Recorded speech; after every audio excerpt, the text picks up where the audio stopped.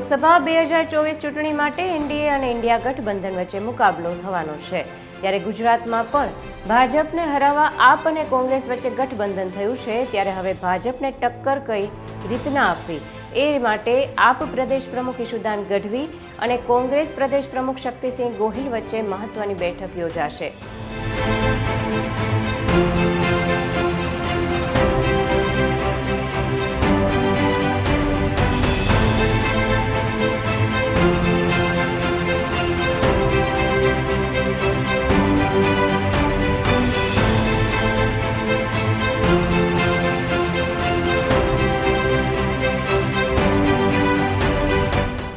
અત્રે મળતી માહિતી મુજબ આપને એ જણાવીએ કે આ બેઠકમાં ભાજપ સામે કઈ રણનીતિ અપનાવવી, તો સાથે વોટર સુધી કઈ રીતે પહોંચવું અને સાથે ખાસ બંને પાર્ટી વચ્ચે કમ્યુનિકેશન પણ પારદર્શક રીતે થાય તેના પર મંથન કરશે।